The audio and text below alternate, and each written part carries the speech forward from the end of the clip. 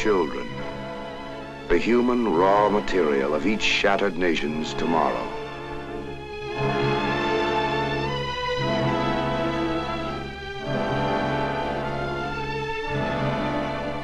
Each nation's preview in flesh and blood of its future.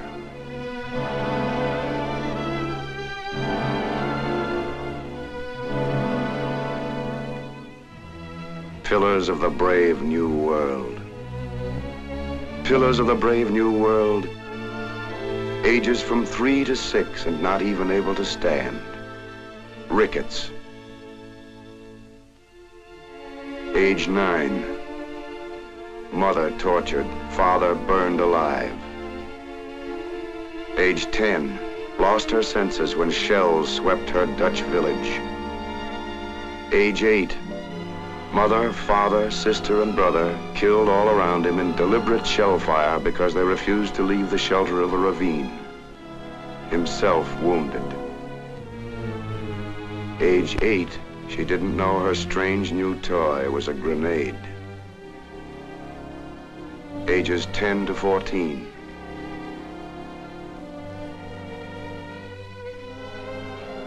Age 3, stunted and warped by nutritional deficiencies.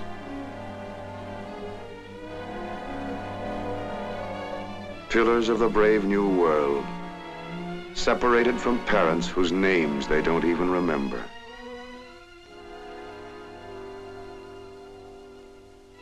Roaming like wolf packs, stealing, begging, education neglected, all normal influence gone, living in filth. And millions more like them, from which will emerge new leaders. New leaders who also will bear the burden of keeping the peace together. For here too, as well as in more fortunate nations, are makers of tomorrow.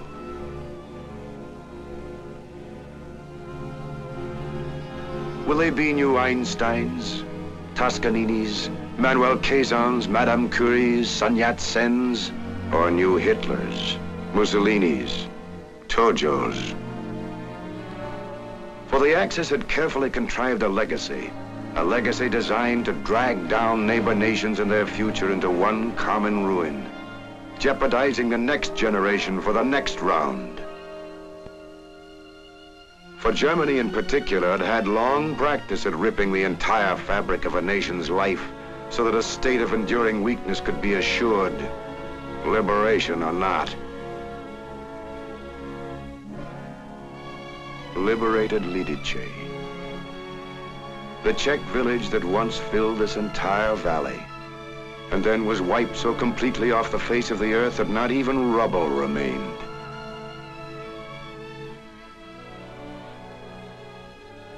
Where all the women were sent to concentration camps, of which these are among the surviving few. Where all the men and boys of the village were shot and buried in one common grave.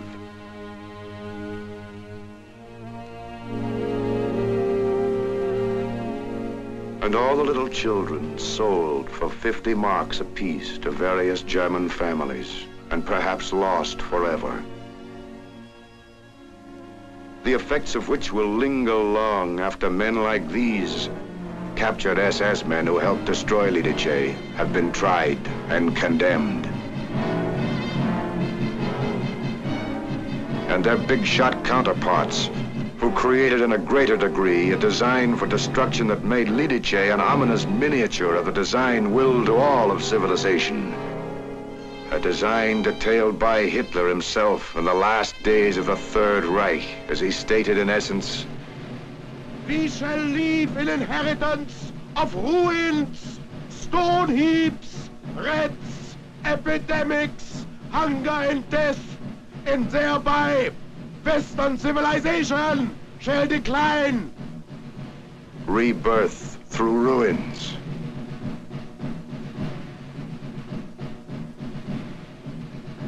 Twisting whole countries into economic cripples, weakness that will last for decades.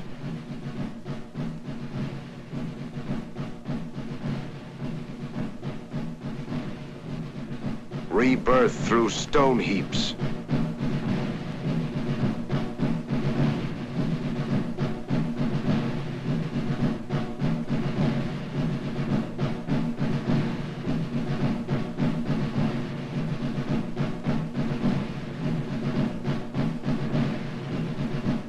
Reducing human living to animal level.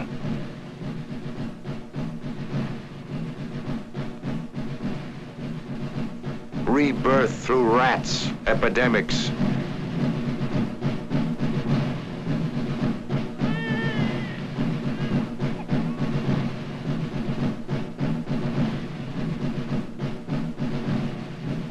Nothing reduces population like plague.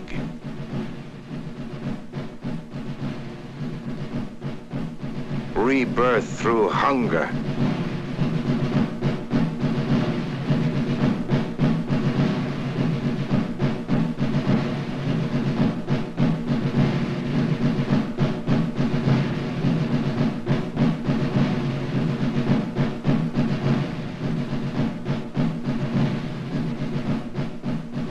A starved nation cannot be a sturdy one, and malnutrition leaves a lingering mark. Rebirth through death.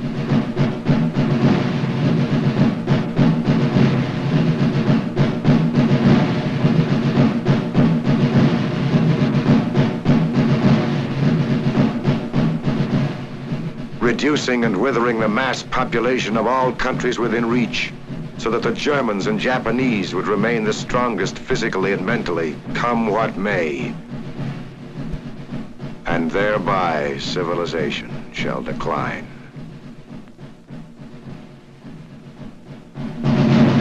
Nor was this final strategy of rebirth through common ruin something special born of Adolf Hitler only. The German General Staff, like the Jap General Staff, were old hands at it.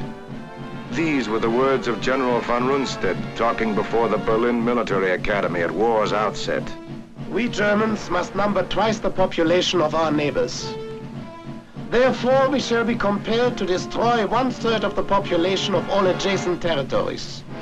We can best achieve this through systematic malnutrition, in the end far superior to machine guns. Starvation works more effectively, especially among the young. Starvation works more effectively, especially among the young.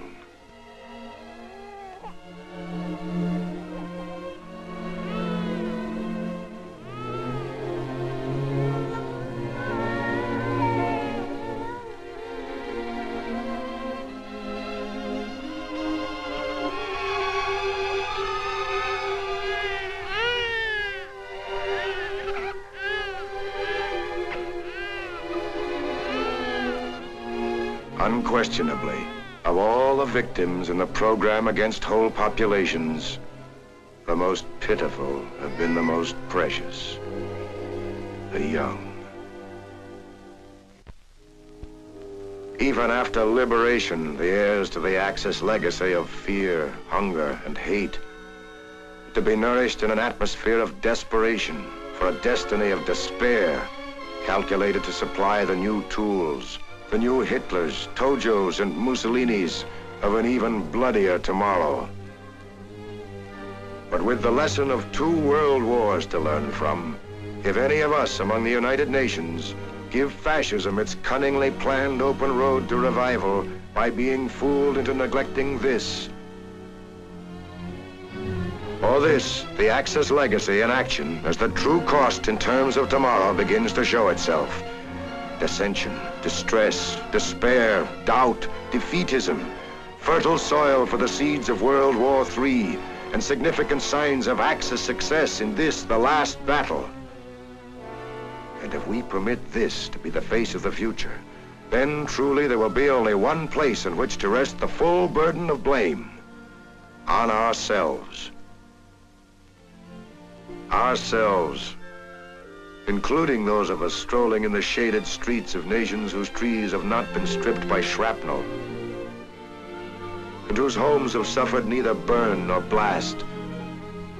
on lush land bearing no scar of a scorched earth, in the shops where shortage represents not death, but merely temporary discomfort. Walking by schools and grounds where the only screams that have been heard were and are those of children at play, and whose steeples stretch toward God unshadowed by the bomber's wing. In this atmosphere, the imagination, no matter how vivid, cannot convey the full meaning of what others have endured and still endure.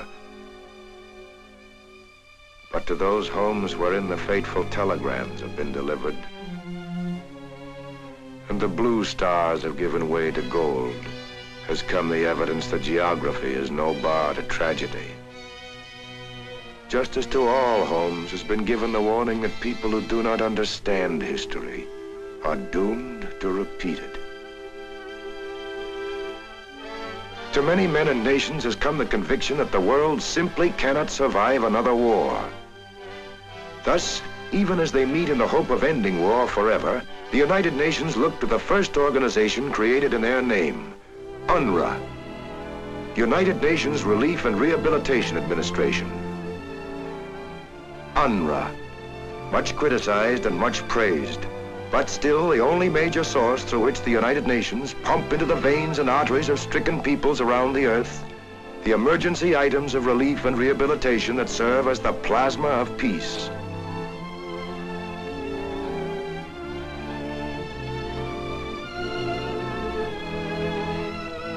Items from 6 continents and 7 seas.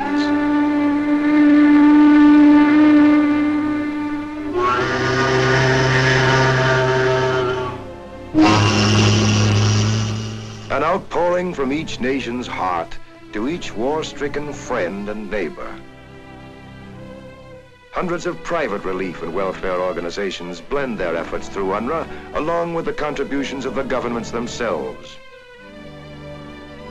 As all over the ravaged areas, the tired heart of liberated nations fights to regain strength and vigor.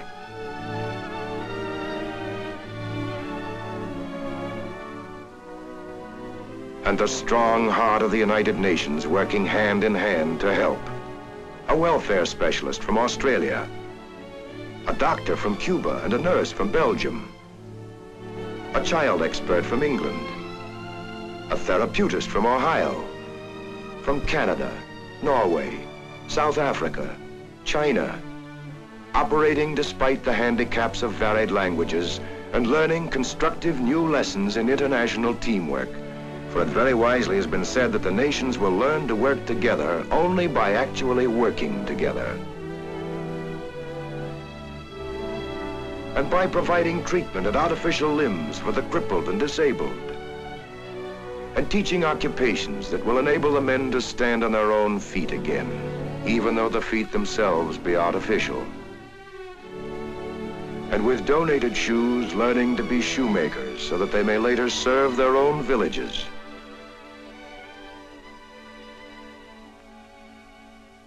And so the pulse of rehabilitation begins to beat again in the areas warped and withered by war. It is a pulse that beats feebly at first, this pulse of restoration, while little men labor and strive with whatever is at hand or can be brought to hand.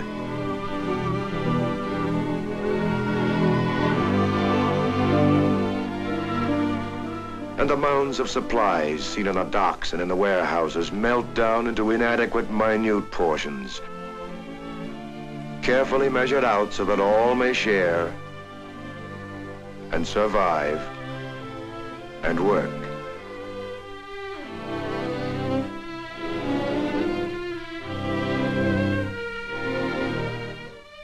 And homes are remade wherever a roof is to be found that will provide shelter.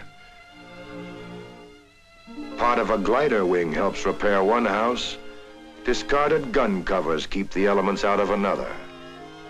So also on the farm is restoration sought, despite the toll exacted daily by war's lethal leftovers. For the food supply itself is a matter of life and death. And wherever and whenever fuel can be obtained, the smoke rises once more from family stoves and firesides. the return to normalcy takes on many forms, even though it be a nightmare kind of normalcy.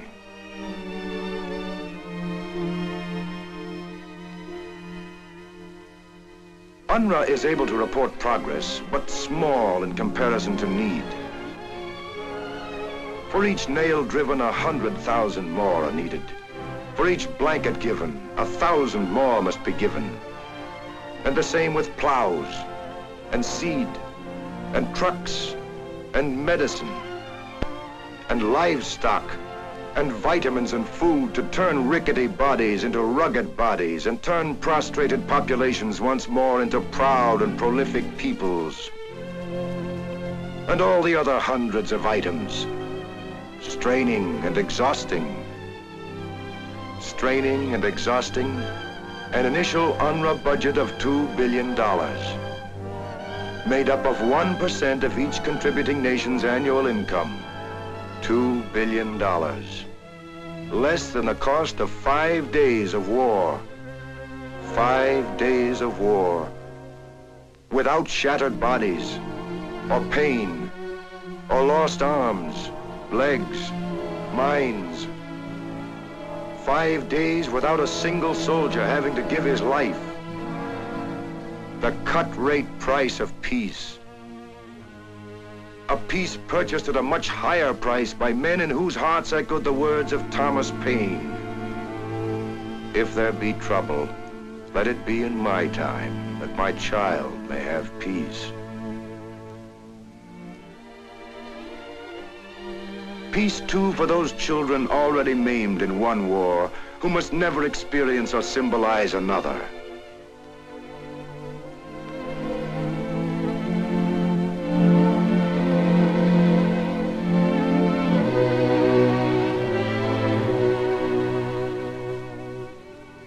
What seeds of destiny will sprout from within these ravaged ranks in lands where the specter of famine stalks? New Führers or new lovers of liberty? The answer? It will hang in the balance throughout the immediate months and years, for there is still a long way to go in this last battle. A long way. While men of goodwill everywhere face the challenge to shape a world in which each nation's upcoming generation can walk with hope and confidence the paths of peace and strive to meet the responsibilities and preserve the victories won by fighting men of the United Nations the hard way, and establish once and for all that even stronger than the atomic bomb is the human heart.